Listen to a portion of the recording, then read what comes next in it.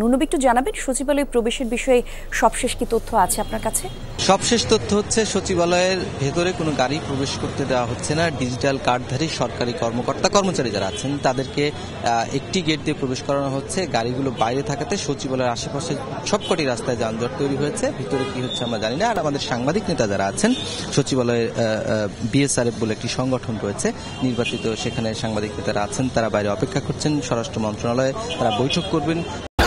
Offer Walton fridge কিনে পেতে পারেন 20 লক্ষ টাকা, রয়েছে কোটি কোটি টাকার নিশ্চিত উপহার। তাদের কাজ করার ক্ষেত্রে যে বাধা তৈরি হয়েছে, কেন তাদের প্রবেশাধিকার নিষিদ্ধ করা হলো, কবে থেকে শুরু করা হলো, সবকিছু মিলিয়ে তারা কথা বলার জন্য স্বরাষ্ট্র মন্ত্রণালয়ে যাবেন।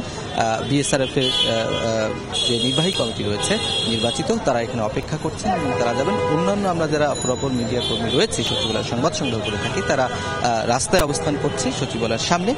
সেখান থেকে যা পাচ্ছি সেরকম তথ্য দিচ্ছি, কিন্তু ভেতরে কি ধরনের কাজ হচ্ছে, অন্যান্য মন্ত্রণালয়ের কাজ চলছে কিনা, কি ধরনের কর্মসূচি নেওয়া হয়েছে সেই বিষয়টি আমরা এখনো পর্যন্ত জানি না।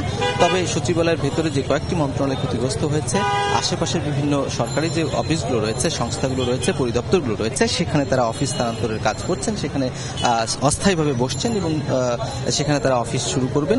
তো সচিবালয়ে পুরোদমে কাজ চলছে এটা বলা যাবে না। কোনো ধরনের দর্শনার্থী বেসরকারি লোক কিন্তু প্রবেশ করতে পারছে না। সাংবাদিকদের সব ধরনের কার্ড স্থগিত করা হয়েছে, 3 বছর মেয়াদী, 1 বছর মেয়াদী, সবগুলোই কেউ প্রবেশ করতে পারছেন না। সাংবাদিকরা উদ্বিগ্ন হয়ে আছেন, কারণ তাদের পেশাগত দায়িত্ব পালন যখন করতে পারবেন না, তারা কর্মহীন হবেন, এরকম নানা ধরনের সংখ্যা তাদের মধ্যে রয়েছে এবং এই সংকট যেন দ্রুত কেটে যায় এরকম প্রত্যাশা করছেন।